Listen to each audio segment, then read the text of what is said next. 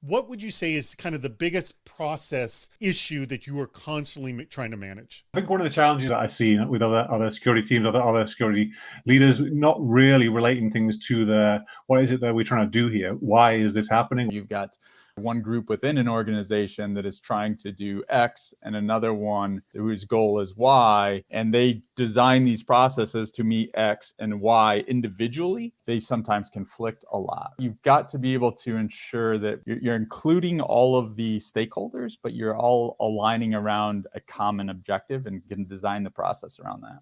If you understand what that other group's goal is, then you can sell what you're trying to do in a way that kind of matches their goals. This one, it comes from, I think, Jonathan Sneed. He asks, how do you combat the Peter principle and the frozen middle? By the way, Peter principle, people get promoted to the highest level of incompetence. I've always been a fan of making incremental improvements. So we're doing this. How could we do this 5% better? Not how can we perfect this, right? If your goal is maintaining uptime, of course, it's going to introduce conflict if someone wants to be able to make a change to the thing you're maintaining uptime on by doing security updates. By not applying these updates, which are going to cause us short-term pain, then we're kind of like storing up long-term issues down the road where we end up having some terrible security. Great question from John Grimm. Do you go with quick wins and chip away at longer-term strategic goals, or do you focus on the strategic goals and then knock out the quick wins as you go along? I think the right approach to me feels like a little bit of a mix of the two. Keeping your kind of strategic, kind of longer term objectives in mind, and absolutely making sure that you're going to share those. You don't want to do a bunch of small wins that actually are opposite of your objectives or your goals, but there's probably 15 different things that I got to do to satisfy this larger objective. So getting those both quick wins, and some of them will be quick and some of them will be less quick, but you're continuously chipping away at that. So you're going to live stream your Security Operations Center on Twitch, and you're going to implement process via the comments. So it's the wisdom of the crowd, right? I mean, why have one person making all of these decisions when you can have a million? Opening up your SOC to the live streaming it online, you're just promoting openness. Openness is always good, right? Transparency, making sure clear communications. That's what we're doing. What I've been advocating from the beginning. Hire a professional Dungeons and Dragons dungeon master to arbitrate your process and roll a d20 as needed. So really, your process is a roll of the die. If I already know what my probability is going to be, in the sense that I have a 20-sided die that is consistent probability, I can start to plan around that. I can create processes around that. I can effectively build a program around that. If we're just leaving all of our decisions down to the roll of a die, then there is no kind of arbitrary kind of like back and forth. I'm not really sure. If the dice have spoken, that's it. This comes from Craig Herter. Culture is usually the biggest process, as Ed alluded to.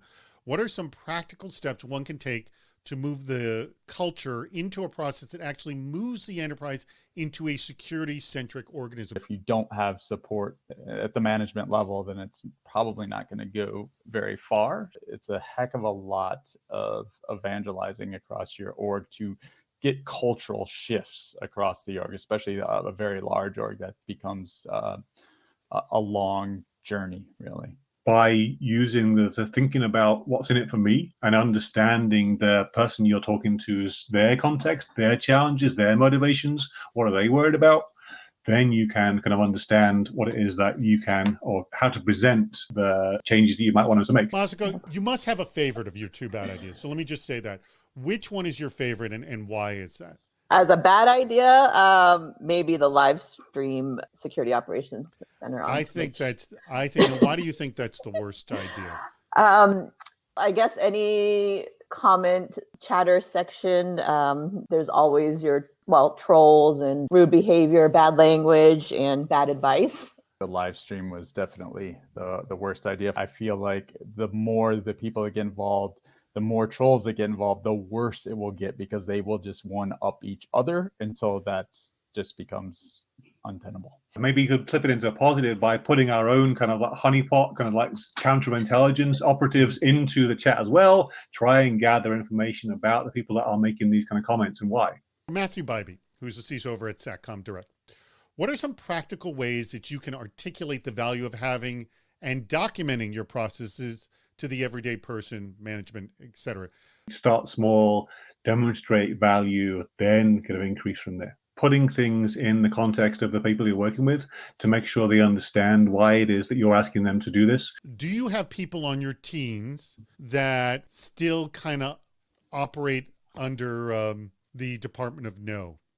Absolutely no. It just doesn't really want to work, right? We're not here to say no. Absolutely not. I'm here to work with you and help you manage the risk that you are kind of getting into by doing this activity you want to do. I'm going to get to this question from Anatoly. What do you think is the most difficult process to address when you're working with the different business units? I would say that what makes those the toughest is when they're not aligned. The objectives are not aligned. They're incented at two completely bipolar areas. That makes the problem very difficult and usually escalates. Jonathan Sneed, I like this question.